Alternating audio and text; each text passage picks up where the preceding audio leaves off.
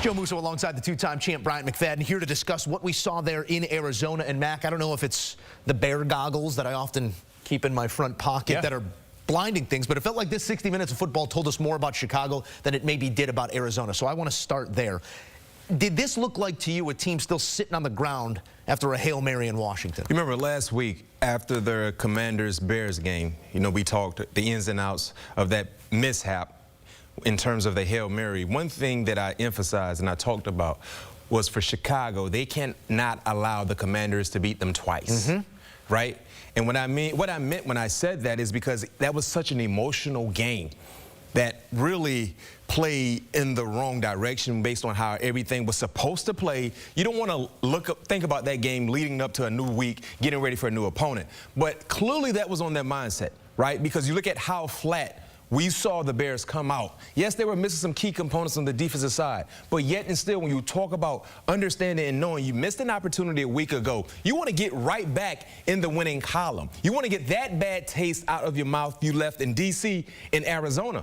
But their emotions clearly were still attached to that ball game. And for the Cardinals, they just took advantage of some of the miscues. And when we look at the halftime score, 21-9. Chicago didn't score 1 point in the second half. Not 1 point.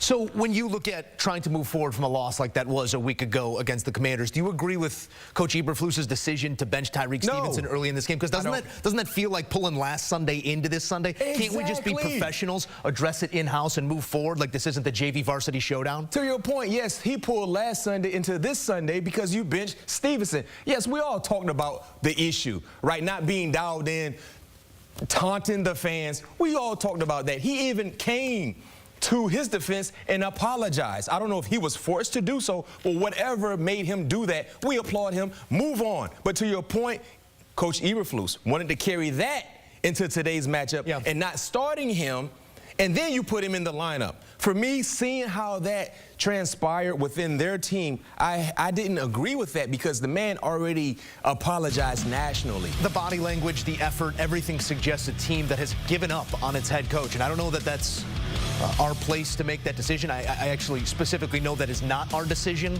but not our pay rate. Chicago has a decision to make after you see the effort that they brought out into the desert after what happened a week ago. How do the Bears move forward and not punt on this season? Because it's back-to-back losses following a 3-game win streak, and it's going to get tougher, as we've said. One of the hardest remaining schedules in the NFL as they look towards that NFC North schedule. Because you have to look at your succession plan. If it is not Coach Eberflus moving forward, is it then Shane Waldron in charge of the show, a guy who appears to be a little bit overwhelmed by just the play-calling duties? The question becomes, where do you move if you are the Bears? So let's not go that direction. Let's go the direction of solution.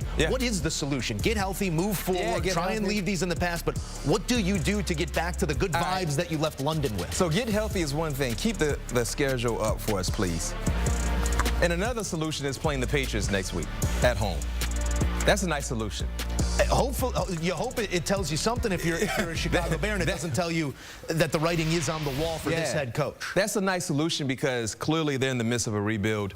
They lack talent, and things are kind of spiraling in the wrong direction. New England, you're saying? New England, yeah. So for Chicago, that's a get-right game. That is supposed to be a get-right game, and one would think they would get right against the Patriots before you get into your divisional matchups moving forward after the Patriots. But most importantly, they got to get healthy. Schematically speaking, offensively, run the football. Try to run the football. At halftime, the score was 21-9 because of that run right before halftime. But for the majority of that ball game, you said Caleb had attempted 24 passes 24 pass attempts. Before that run, 50-yard run, the score was 14-9. Competitive game with still a half left to be played. Why is it that your rookie quarterback has 24 pass attempts compared to Kyler Murray only having 9? That's not winning football. You're trying to become one-dimensional, forcefully. You're forcing yourself to become one-dimensional. DeAndre Swift is a more than capable running back when given the opportunities. He's a volume guy. But when you try just to throw the football left and right, and also knowing that there's some issues on your offensive line, that doesn't make any sense. They had 6 sacks today against the Chicago Bears. 6 sacks. Think about all the pressures we saw in the first half because all you want to do is throw the football. How can you explain 24 passing attempts? And like I said, I know the final halftime score was 21-9, but remember, they scored that touchdown basically trying to run out the time with 4 seconds left to go on the clock in the second quarter. So the majority of that ball game, 14-9 was the deficit. Yeah. And you're throwing the football with a rookie quarterback that is standing behind an inconsistent offensive line. Inconsistent. Run the football. Inconsistent is being nice about it because you said 6 sacks? 6. Could have been far more if not for Caleb Williams running around. Looked like he did get dinged up late in this one, remained in the game. But this is now a team that since 2022 is 0-18 on the road on Sundays. They're 3-18 on the road total under Matt Eberflus. They have a problem getting on the plane and going to win. They did it heading to London. They do not here in Arizona. Let's talk about AZ for a second because you now have a team that's above 500 and looking far different as we assess the top of their division. Where have they grown most in your eyes over these let's say the last month? Learning how to win ball games. Yeah. That has really been impressive for the Cardinals. Learning how to win ball games. You look at some of the notable losses. Week 1, they were right there, possession away from beating the Bills. Only lost by 7 points, which now you look at what Detroit has been doing to opponents, that's a plus. You know what I mean? So now learning how to win ball games, and as a team, collectively, they're playing complementary football.